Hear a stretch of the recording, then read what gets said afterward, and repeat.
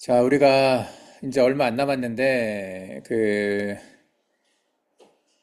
벨레게 때 대륙 이동 후에 나타나는 문명들에 대해서 지금 우리가 이제 아마 학교에서 역사 시간에 배우고 좀 이제 상식적으로 알고 있는 그 문명들은 대부분 벨레게 때 대륙 이동 후에 나타난 청동기 문명 위주로 좀 알고 있을 거예요.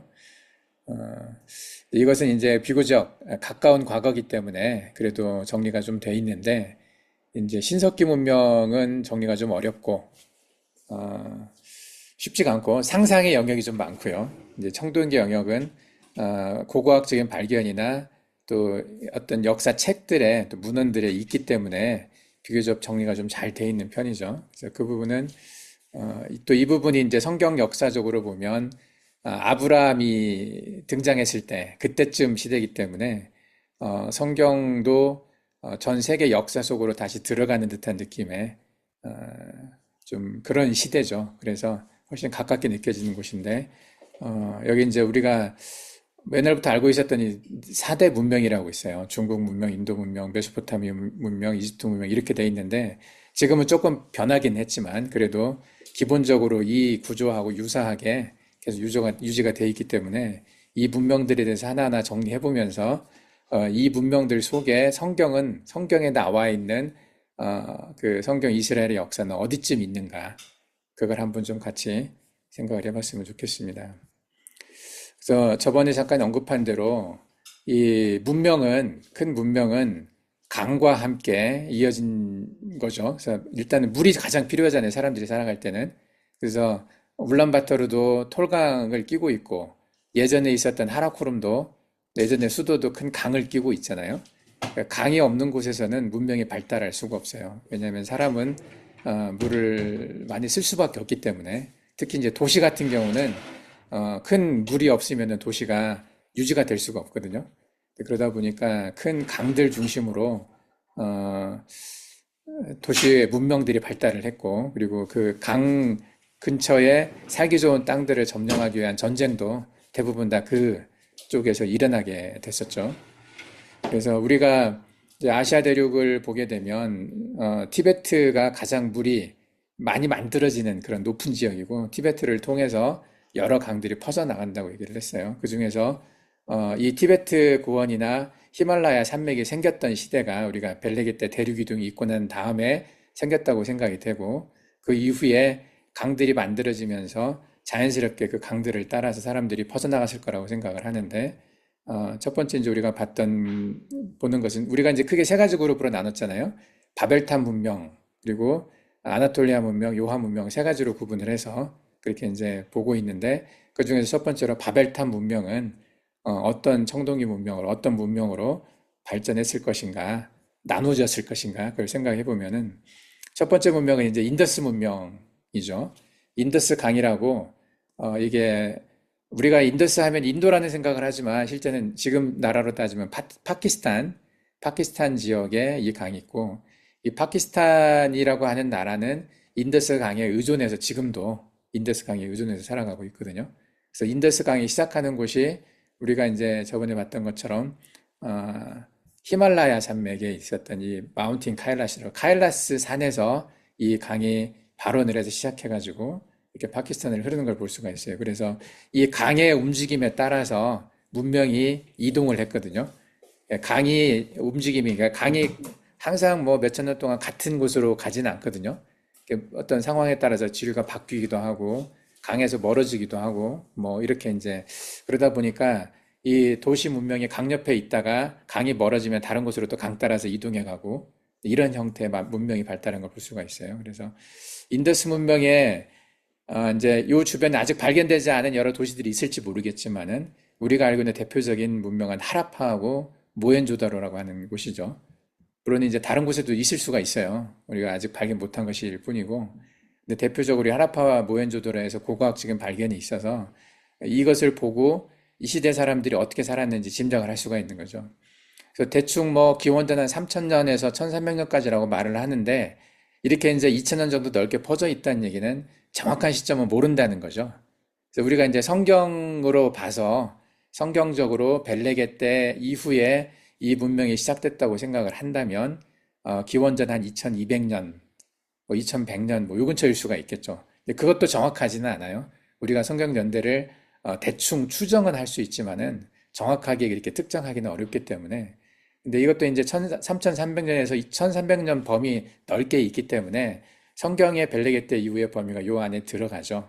그래서 아마도 이 문명은 성경의 벨레게 때 이후에 새로운 지금 형태의 땅이 만들어지면서, 그리고 빙하기와 해빙기를 거치면서 이렇게 좀 변화가 있긴 했었지만, 뭐 물론 이제 해빙기 때 이 땅이 조금 줄어들었을 수는 있고 그렇긴 하지만은, 어쨌든 이 근처에서 크게 벗어나지 않는 이 지역의 문명이 발달했을 거라고 생각이 돼요. 여기서 보면 이제 특징적인 게 하라파라고 하는 유적 있죠. 이 건물, 이게 어느 날 갑자기 이렇게 도시가 만들어졌어요. 이 도시가 만들어지기 전에 다른 유적지를 좀 찾아봤는데 별다른 게 없어요, 이 근처에. 뭐 신석 유적지가 있다고는 하지만은 뭐 특별하게 이렇게 발견된 것이 없어 보이거든요. 그래서 아마도 첫 번째 발견된 어떤 유적이 이런 거였기 때문에 이런 정도의 도시를 만들 수 있었던 문명이라고 하면 이전에도 이런 도시를 만들 수 있었던 사람일 거라는 생각이 들죠. 그게 아마 바벨탑일 거라고 생각이 드는 거죠. 바벨탑을 만들었던 사람들, 또 바벨 성을 만들었던 그 기술이 있었던 사람들이라면 이 정도 도시는 만들 수 있었겠죠. 그리고 이 사람들은 특징적으로 이게 요 그림에서 보면 이게 아마 이게 취수탑이라고 할 수 있을지 모르겠어요. 취수탑이라고 불을 모아놨다가 아래쪽으로 이렇게 보내주는 그런. 그리고 요게 이제 대중목욕탕이라고 사람들이 함께 모여서 물 쓰고 목욕하고 했었던 그런 공간이라고 생각이 되는데, 이렇게 도시, 지금 이제 이렇게 물이 없는 지역에서는 만들기 어려운 도시 형태의 이런 주거지, 사람들이 사는 곳을 만들 수 있었던 그런 문명이었다는 거죠, 이미. 예. 그리고 이제 이와 비슷한 것이 또 이제 발견이 됐어요. 모헨조다로라고 해서. 여기도 이제 비슷해요. 예, 모헨조다로도 이렇게 벽돌로 도시를 만들어서 사람들이 편하게 살 수 있게, 뭐 집안에서 물을 쓰고 집안에서 물을 버리고, 뭐 집안에 화장실이 있고 이제 이런 꽤 발달된 형태의, 지금 현대의 사람들이 살아도 크게 불편하지 않게 살았겠다 싶을 정도의 그런 도시를 만들고 살았다는 거죠. 이것은 아마도 이 문명 이전에 우리가 생각하는 그 바벨탑 문명, 바벨 성을 지었던 그 정도 수준의 발달된 문물이 있었기 때문에 이런 정도를 쓰지 않았나 생각이 들어요. 그래서 크게 인더스 문명은 이 두 가지를 기억하면 되죠. 하라파 문명하고 모헨조다로하고.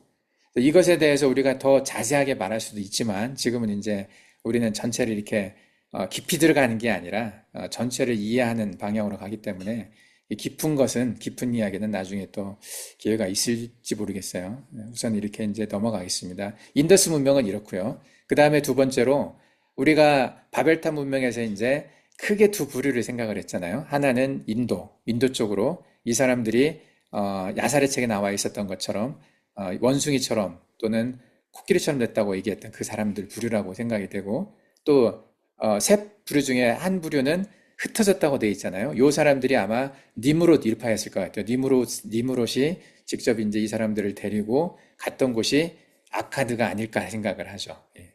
이 우리가 메소포타미아를 생각할 때 이 전체를 메소포타미아라고 얘기를 하는데, 메소포타미아란 뜻은 큰 두 개의 강, 유프라테스 강과 티그리스 강 사이에 있다라는 그런 뜻이거든요. 근데 요 사이에 아마도 요 아래쪽으로도 분명히 있었을 것 같긴 해요. 그 빙하기 때는 여기도 땅이 있었다고 얘기를 했는데, 우리 중국과 한국 사이에 서해 바다가 빙하기 때는 땅이었다가 해빙기 때 다 물이 녹고 해수면이 올라가서 바다가 됐던 것처럼 이 페르시아만도 한때는 땅이었을 거라고 생각을 해요. 그래서 아마 요 안에도 어떤 문명이 있을지 모르겠어요. 아직 발견된 건 아니지만은. 근데 어쨌든 요 메소포타미아라고 하는 지역에 크게는 여기는 이쪽 아나톨리아에서 내려온 사람들과 이쪽 바벨탑에서 온 사람들이 섞였을 가능성이 있어요. 이것도 이제 가설이지만 아나톨리아 쪽에서 내려온 사람들이 이쪽 수메르 문명을 형성을 했고, 바벨탑 쪽에서 온 사람들이 여기 아카드 문명을 만들었을 거라고 생각이 되죠. 그래서 이 수메르와 아카드는 서로 좀 성격이 다른 어떤 문명이었던 것 같아요. 인종도 조금 달랐었던 것 같고. 근데 나중에 결국에는 이 아카드 문명에 늘 만들었던 사르곤 대왕이라고, 사로곤 대왕은 역사 속에 이제 기록이 있는 사람이에요. 그 점토판에도 기록이 있고 그래서 이 사로곤 대왕에 대해서는 좀 이렇게 알려져 있는데 이 사로곤 대왕이 기원전 한 2300년, 2200년 이때쯤 활동했다고 한 걸로 봐서 아마 니무롯과 동일한 인물이 아닐까 생각을 해요. 성경에서는 니무롯이 그렇게 자세하게 나오진 않았죠. 니무롯이 그 했던 일들에 대해서 이렇게 크게 나오지는 않고 그냥 하나님을 대적하는 성경에는 하나님 앞에라고 표현되어 있는데 그 앞에라고 하는 뜻이 대적한다는 의미가 있다고 얘기를 하니까 하나님을 대적하는 용사였다라고 표현을 했죠. 근데 이 야살의 책에 보면 바벨탑 이후에 니무롯이 어떻게 살았는지가 또 자세히 나와요.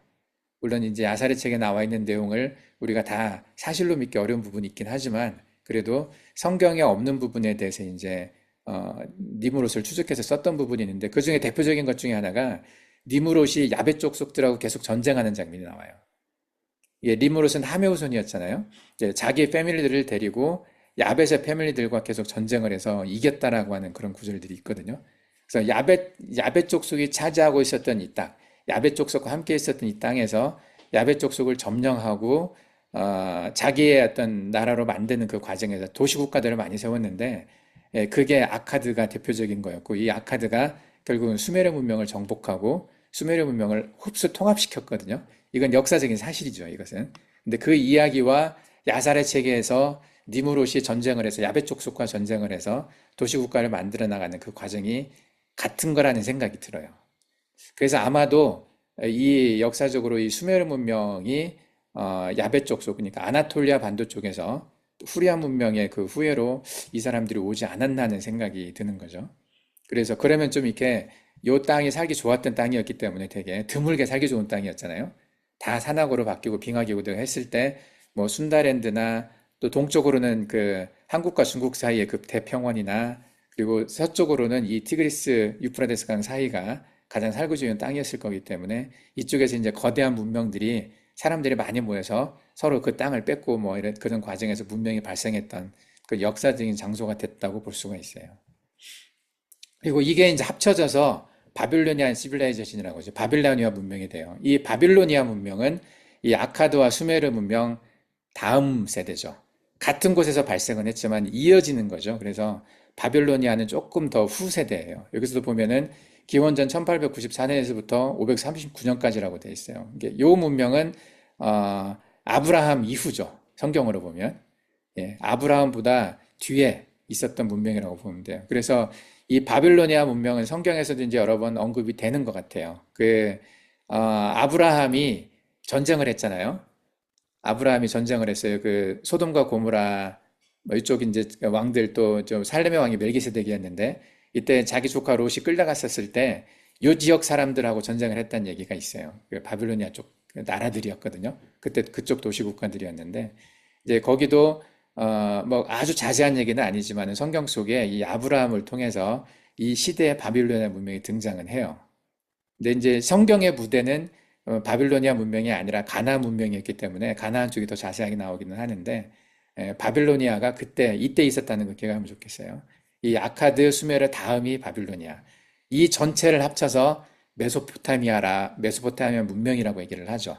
그래서 메소포타미아 문명이라고 하는 큰 틀 안에 아카드와 수메르와 첫 번째는 수메르죠. 수메르와 아카드와 바빌로니아가 함께 들어가 있는 거죠. 그래서 이 시대적인 구분을 우리가 좀 할 필요는 있어요. 네. 이때 이제 그 유명한 함무라비 법전이 이 바빌론에서 나오고요. 이 바빌로니아에서. 그래서 이때 이름이 바빌로니아라는 이름이 있다 보니까 바벨탑이 여기에 있지 않았을까 생각을 하는 거죠. 이전에는 수메르나 아카드나 이 이름이었을 때는 바빌론이라고 안 했거든요. 근데 바빌론이라고 하는 이 이름이 바벨이라고 하는 이름에서 왔다고 생각을 하고 그리고 이때 이 지역에 대한 이름들이 정해지다 보니까 성경에서 이 훨씬 전에 있었던 그 바벨탑 사건을 그 후대에 이 이름을 따가지고 이 지역에서 만들어졌다고 그 생각하는 것은 좀 잘못된 것 같아요. 그래서 성경은 훨씬 전의 일이거든요. 예. 그래서 이때는 이 바빌론 지역에 지구라트가 많이 생겼죠. 그래서 이 시대에 만들어진 지구라트를 바벨탑이라고 보는 것은 잘못된 거죠.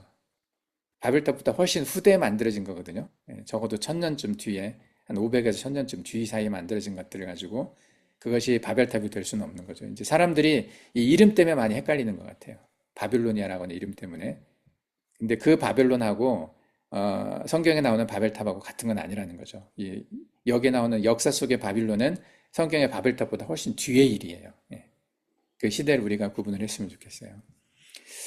그 다음에 이제 이 이집트 문명이 있는데 이 이집트 문명도 바벨탑을 만들었던 세력들이 만든 게 아닌가 생각을 하죠. 왜냐하면 이 바벨탑, 이집트 문명에 을 만들었던 사람들이 이제 함의 자손 중에 있었잖아요. 그 미즈라임이라고 붓과 미즈라임과 가나안과 뭐 니무롯인데 이런 게 있었는데 그 중에 미즈라임이 이 가나안 아니 이집트 문명의 이집트 사람들의 선조라고 얘기를 하고 있기 때문에 근데 이집트 문명을 이야기할 때 이제 우리가 이집트는 잘 알고 있어요. 뭐 워낙에 많이 봤기 때문에. 근데 이 사람들이 어디서 왔느냐 그 이야기를 할 때 좀 이 사람들이 성경에는 미즈람이라고 하지만은 역사 속에서는 뭐 아프리카 쪽에서 왔다라고 말하는 사람도 있고 또 어떤 사람들은 레반트 쪽에서 왔다. 레반트라고 하면 지금 가나안 지역이거든요. 레바논이나 이스라엘이 있는 그 지역을 레반트라고 말을 하는데 그쪽에서 왔다라고 말을 하는데 성경적으로 보면 함의 후손이라고 생각을 하면 될 것 같아요.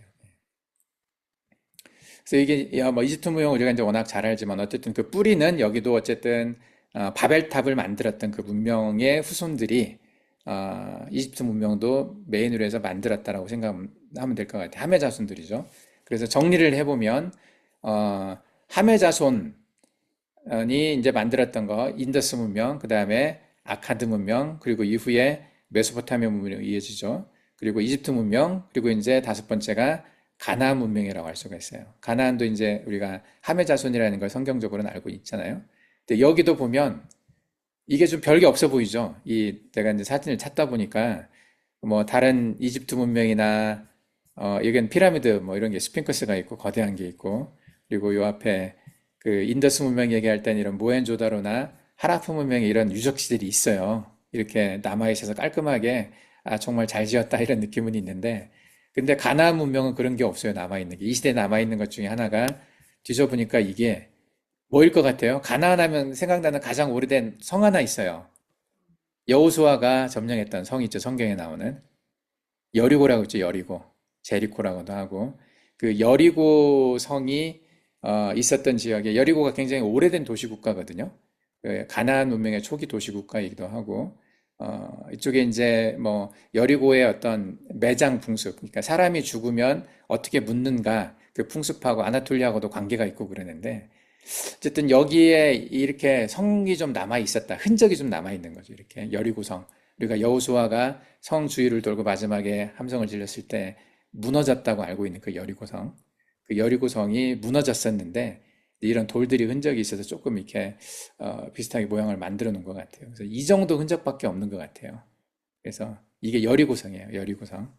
별로 그렇게 멋있어 보이지는 않는데 뭐 한국에 있는 그 웬만한 성보다 좀 별로 멋이 없어 보이죠. 근데 이제 아마도 시간이 많이 지나다 보니까 이렇게 무너져 가지고 흔적만 남아 있는 형태인데 근데 그럼에도 불구하고 이게 가나안 문명은 도시 형태로 뭐 두로와 시돈이나 그런 여러 여리고나 이런 뭐 도시국가 형태로 우가릿이나 이런 형태로 군데군데 이렇게 발달을 했었던 것 같아요.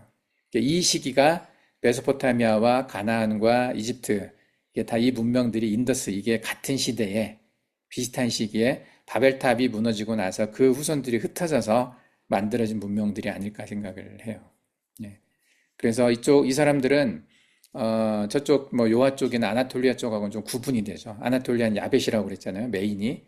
예, 그래서 우리가 야살의 책에 보면 아까 니므롯과 야벳 쪽들이 싸웠던 얘기가 많이 있다고 그랬는데 이 비슷한 지역을 두고 야벳 쪽 속과 함족들이 쟁투를 했죠. 전쟁을 벌여서 함족들이 이겨서 이 지역들 대부분을 함족들이 차지를 했고 야벳 쪽들은 북쪽으로 간 것 같아요.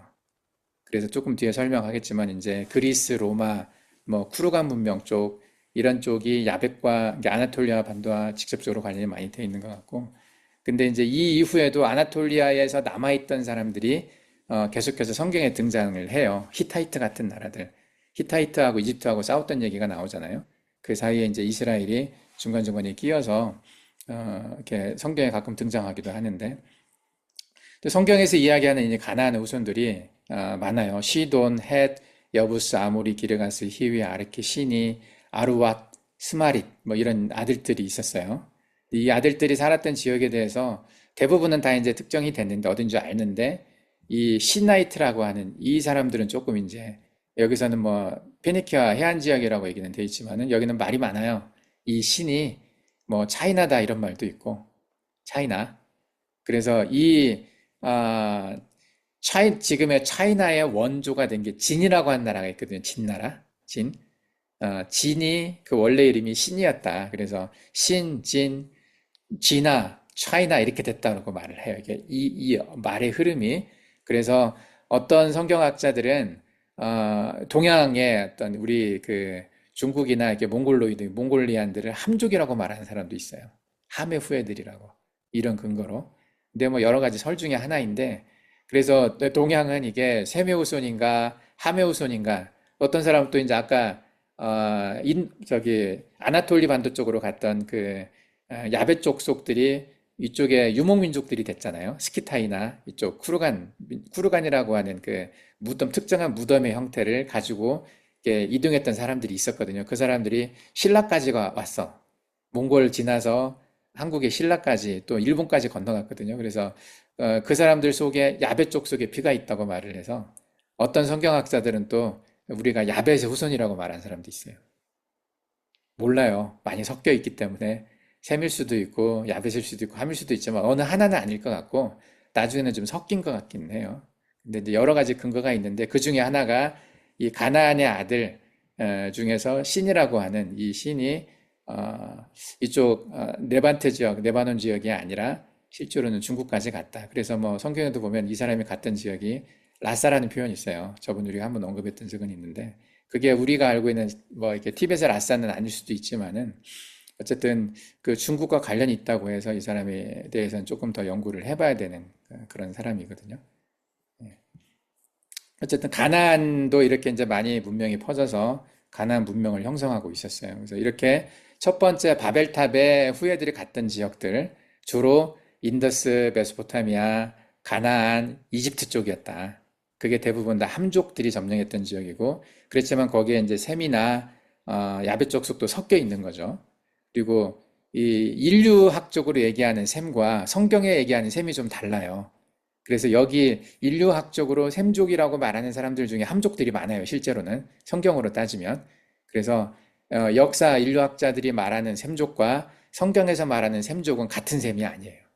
우리가 그건 이제 기억하고 가야 되는데, 그래서 역사책에 보면 이쪽에 뭐 셈족이라고 말하는 그런 사람들도 대부분 함족인 경우가 많으니까 헷갈리면 안 될 것 같아요. 성경으로 얘기하면. 자, 그리고 이제 두 번째 그룹은 이제 우리가 살고 있는 그룹이죠.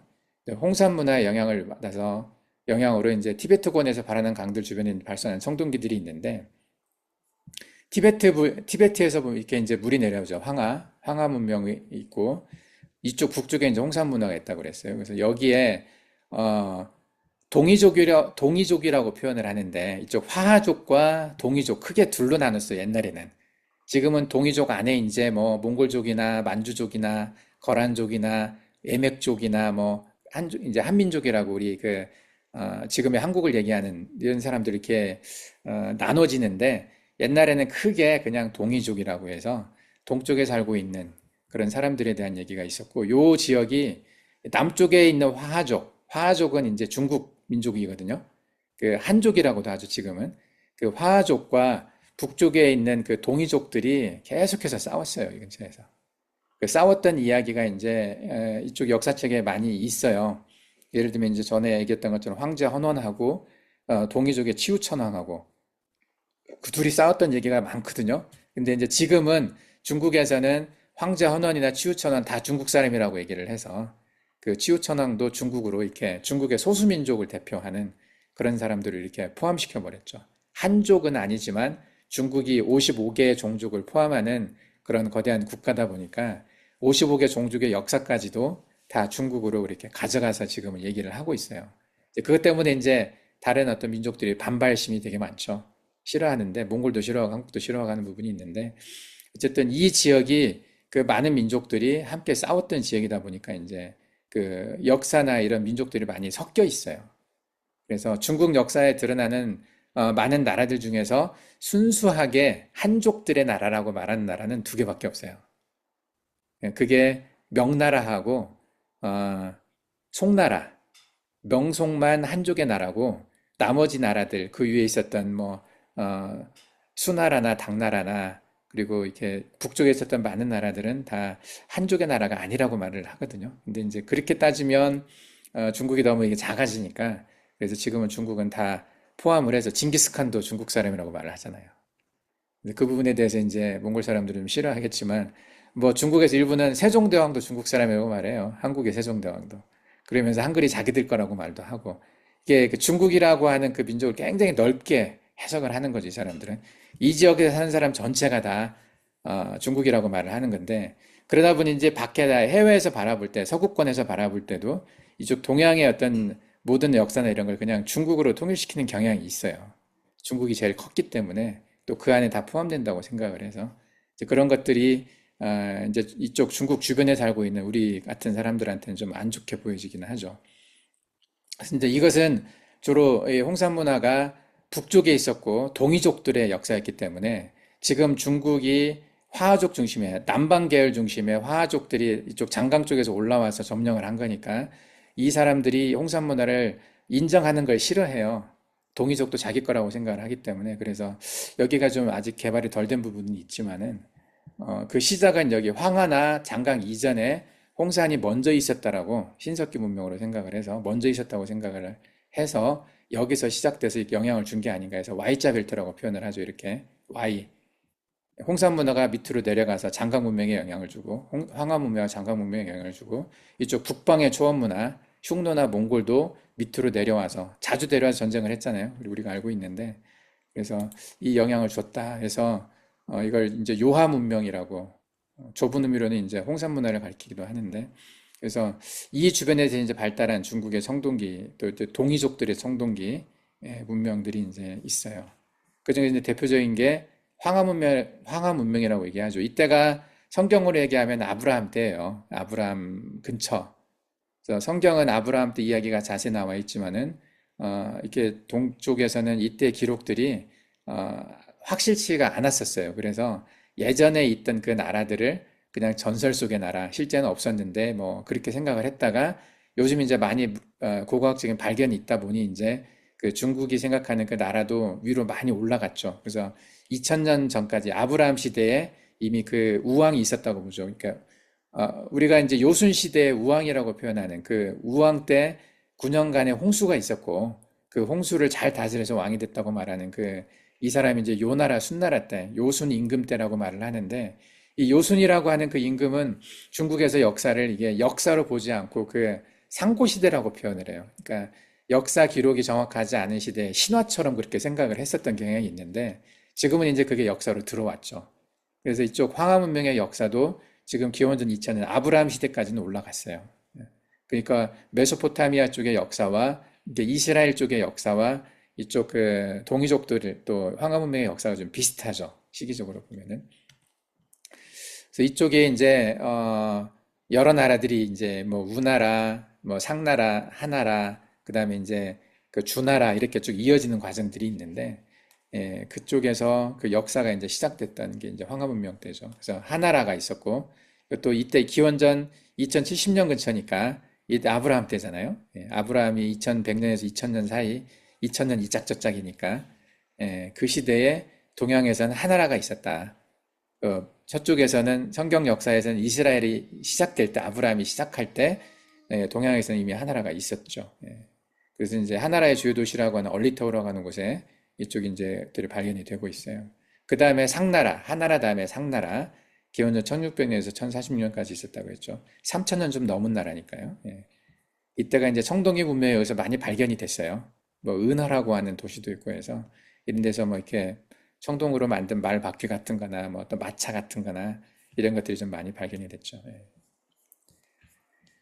그리고 이제 그 아래쪽에 양쯔강 문명이 있어요. 장강 문명이라고 하는데 장강. 그러니까 티베트에서 우리가 아까 봤던 것처럼 동쪽으로 나가는 큰 강이 두 개가 있었잖아요. 하나는 황하, 하나는 밑에는 장강이라고 있어요.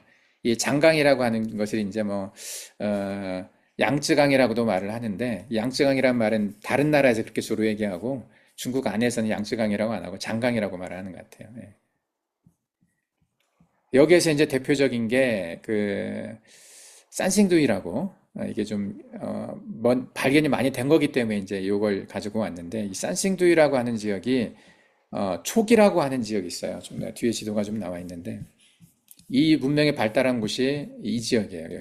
여기가 보면 어, 이쪽에 황하가 있고 이제 장강의 상류 지역이거든요. 티베트에서 내려와 가지고 이렇게 강이 흘러가는데 여기 좀 하얗게 나와 있잖아요. 살짝 하얗게 나와 있는데 이 부분이 총나라라고 해요.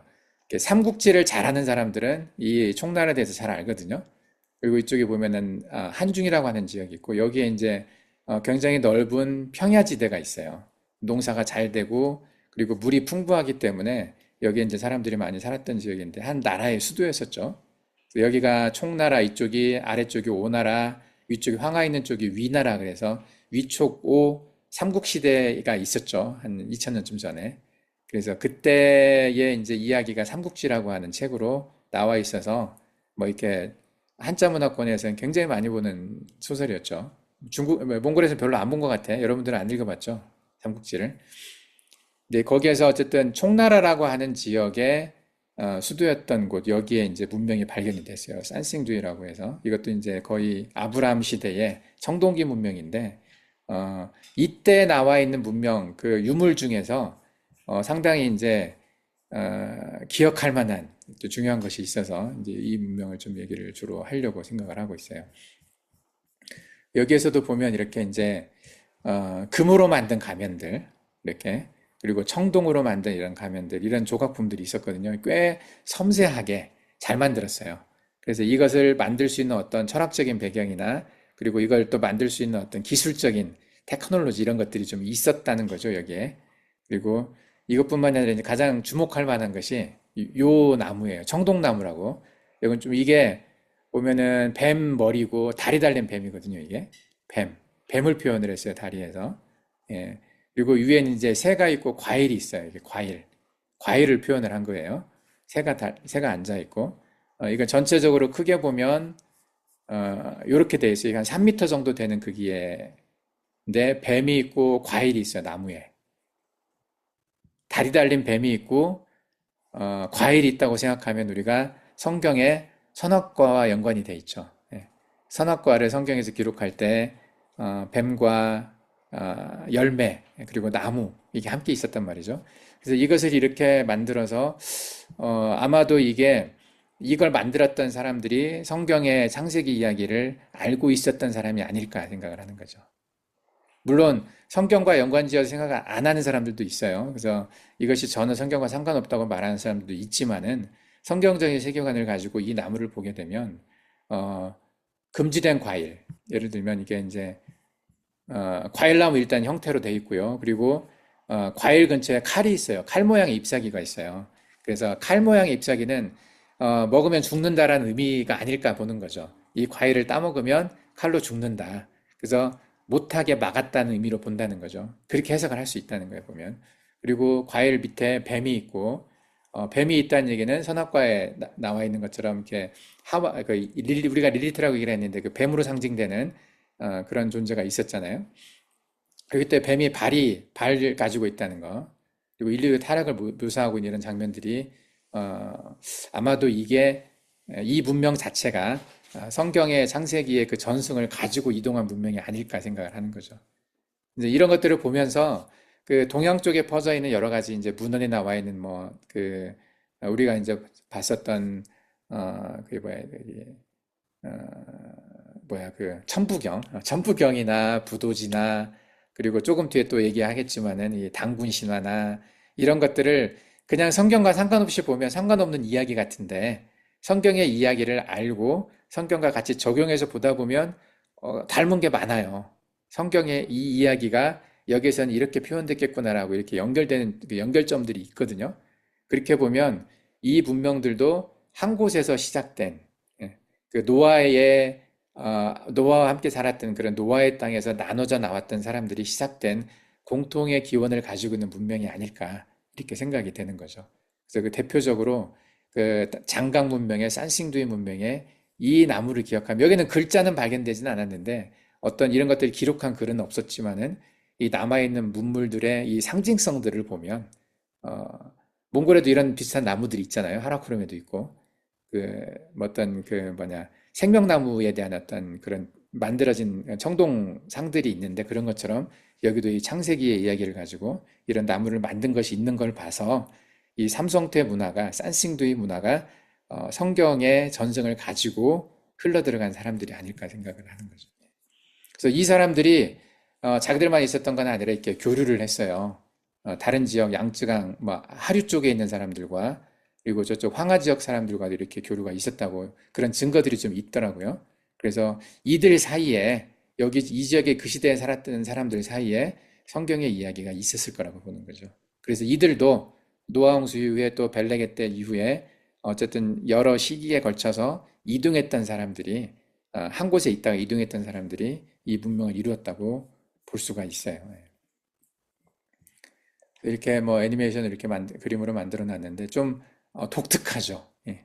느낌이 저쪽 바벨 저기 뭐냐 그 함의 족속들이 간 바빌로니아저도 멋있는 게 많이 있지만은 좀 독특한 그런 느낌을 가지고 있어요. 그래서 이 산승두이라고 하는 부분을 우리가 기억을 했으면 좋겠어요. 황하와 장강 이것은 또 유아 문명에서 발원이 됐다는 걸 우리가 기억을 하고 이제 여기에서 나오는 신화들에 대해서 우리가 다음 챕터에서 조금 더 자세하게 얘기를 해보도록 하겠습니다. 잠깐 쉬었다가 다음 강의 이어가도록 하겠습니다.